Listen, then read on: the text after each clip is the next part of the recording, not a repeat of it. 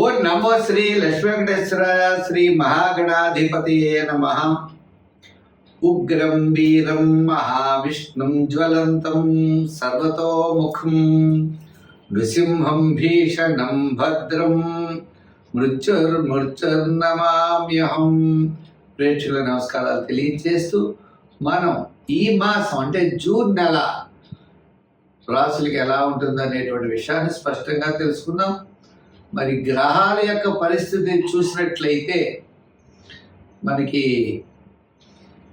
మేషరాశిలో వృషభ రాశిలోకి వచ్చేటప్పటికి రవి ఉన్నాడు, మిథున రాశిలో గురుడు, కర్కాటక రాశిలో కుజుడు, మరి మేష రాశిలో శుక్రుడు, శనేమో మీన రాశిలో శని, రాహు కుంభరాశిలో కేతు సింహరాశిలో.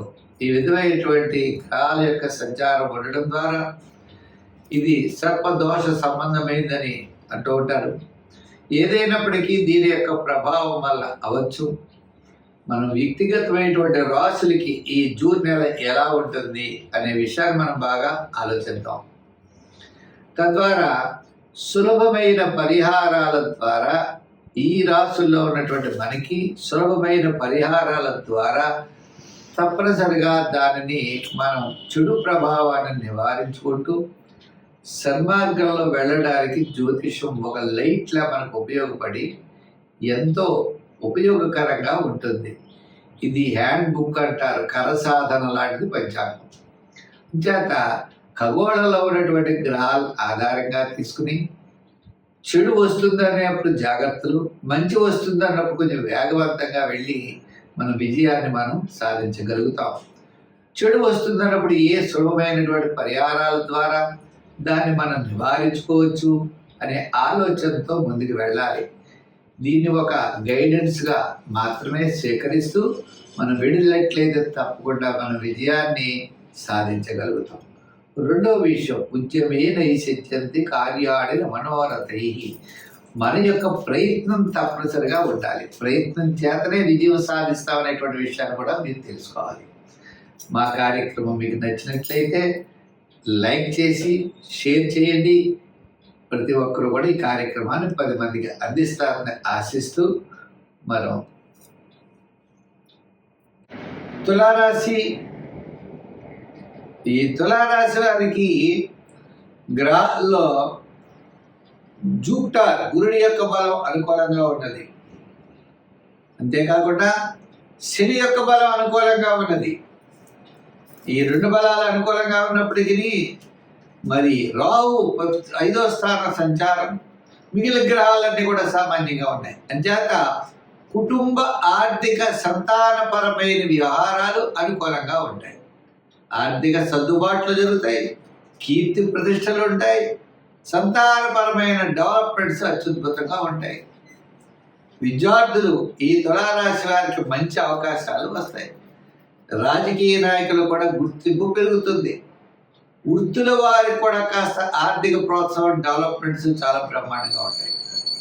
అయితే ఆరోగ్య సూత్రాలని పాటించాలి. తప్పనిసరిగా ఆరోగ్య విషయంలో శ్రద్ధతో ముందుకు వెళ్ళవలసిన అవసరం ఉన్నది. ప్రతి పనిని కూడా శ్రద్ధగా చేయండి. ఆర్థిక వ్యవహారాల్లో చక్కని ప్రోత్సాహం ఉంటుంది. కోర్టు వ్యవహారాలు లాభిస్తాయి.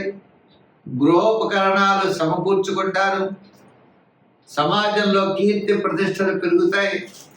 ఉద్యోగ పరంలో గతంలో ఉన్నటువంటి సమస్యల్ని తీర్చుకుంటారు.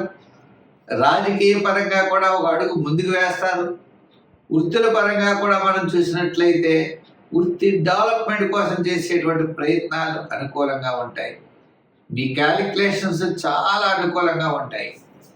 కొన్ని విషయాల్లో రాహు గ్రహ ప్రభావం వల్ల, స్నేహితుల వల్ల కానీ, వ్యాపారంలో తక్కువ వారి వల్ల కానీ మోసపోవడానికి అవకాశం ఉన్నది. మన దగ్గర పనిచేసేటువంటి వారి విషయంలో జాగ్రత్తలు తీసుకోవాలి. అలాగనే ఆ మేలకి మధ్యవర్తిత్వానికి ఎవరో స్నేహితులు వచ్చి అక్కడ సంతకం పెట్టి ఇక్కడ సంతకం పెట్టి అని పెట్టుకోవడం, ఇటువంటి విషయాల్లో జాగ్రత్తలు తీసుకోవాలి. స్నేహధర్మంగా కొన్ని చేయొచ్చు తప్ప కొన్ని విషయాలు మాత్రం చేయలేము. కాబట్టి ప్రతి విషయంగా జాగ్రత్తలతో ముందుకు వెళ్ళండి. విజయం మీరు తప్పనిసరిగా సాధించగలుగుతారు. సంఖ్యల్లో 6, 5, 8 సంఖ్యలు ఎక్కువగా వాడండి. రంగుల్లో లైట్ బ్లూ కలర్, తెలుపు కలర్లు ఎక్కువగా వాడండి. అయితే ఏం చేయాలి, ఏం చేస్తే బాగుంటుందంటే అమ్మవారిని బాగా పూజించాలి.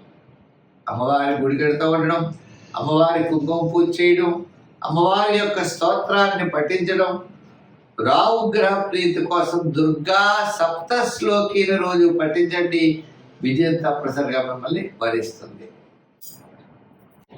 సింహరాశి. ఈ సింహరాశి వారికి ఈ జూన్ నెల చాలా ప్రోత్సాహకరంగా ఉన్నది.